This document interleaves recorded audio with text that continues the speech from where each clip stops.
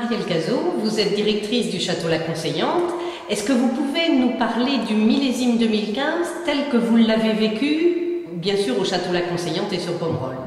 Le millésime 2015, on va commencer par le débourrement, un débourrement qui était tardif au départ, vite rattrapé par un mois d'avril finalement assez chaud. Donc on a eu une végétation qui a rattrapé ce petit retard. La floraison est un peu clé dans un millésime. Sur le millésime 2015, cette floraison s'est extrêmement bien passée.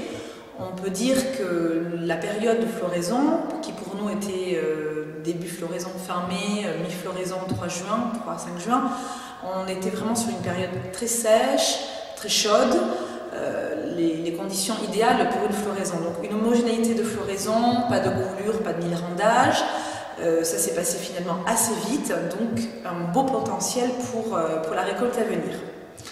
Le millésime 2015, bien qu'un printemps, je l'ai dit, avril, peut-être début mai, un tout petit peu de pluie, vraiment mi-mai s'est installée une période très sèche.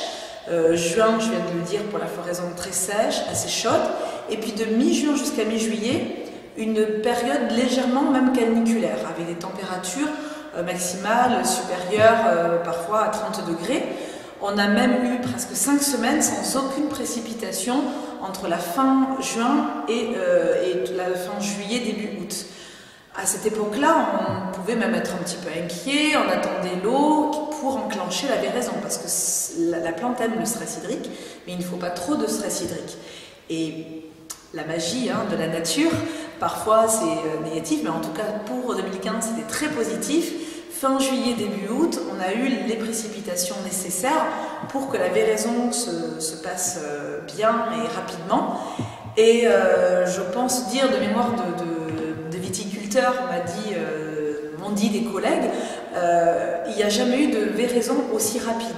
Je me rappelle être partie le vendredi soir en week-end et le lundi matin, en 72 heures, 75% de la propriété sur les merlots avait véré. Donc ça, c'est extrêmement positif. C'est encore gage d'une homogénéité de maturité dans une grappe.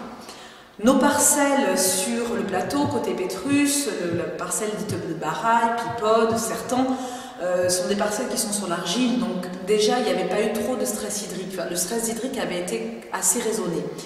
Le mois d'août a été chaud, peut-être un petit peu moins que juillet, relativement sec aussi. Septembre, un petit peu d'eau en début septembre pour avancer suffisamment la maturité et arriver avec des concentrations tanniques correctes. Nuit froide, jour chaud. L'un et l'autre, ça c'est super pour la concentration et la tenue des polyphénols dans les raisins. Chose que je n'ai pas dit aussi, c'est quand on a commencé à regarder les teneurs de pépins, 2015, nous avions un peu plus de 2 pépins par baie. C'est une moyenne qui se situe entre 2005, donc c'est un peu moins bien que 2005, mais c'est un peu mieux que 2010. Voilà, donc ça vous donne déjà une idée. C'est très important les pépins parce que les tanins des pépins vont conditionner la pose fermentaire, le gras, on va dire, et l'enveloppement du vin final. Voilà, donc on arrive au mois de septembre avec une maturité qui est optimale et puis des jours qui sont très beaux, très secs, on peut vendanger à la carte. Nous avons commencé les merlots le 21 septembre pour les finir le 1er octobre et puis les cabernets francs sur 2 petites journées, 1er et 7 octobre. Vous avez vu qu'entre le 21 septembre et le 7 octobre, il y a quand même beaucoup de jours, donc 7 petits jours de vendange en demi-journée sur cette période. Donc vraiment une vendange à la carte fait donc à la parcelle, même à l'intra-parcellaire, grâce à la spatialisation de maturité, petite étude qu'on a fait avec l'Université de Bourgogne, on est allé vraiment chercher l'optimisation de la récolte. Vraiment, parcelle à parcelle, on a redéfini toutes les zones en intraparcellaire. Sur la conseillante, nous avons fait quelques essais de vinification intégrale, de préfermentaire à froid. c'est un millésime qui se prête très très bien aux expérimentations, et ce sont des choses que l'on va reconduire sur plusieurs millésimes pour voir quel outil va bien, ou peut-être pas en 100%, mais juste en petites touches au terroir de Conseillante. Donc 2015 aujourd'hui est un millésime qui est très concentré, avec une belle aromaticité, des tanins hyper crémeux, souples, une belle concentration tannique, une jolie longueur.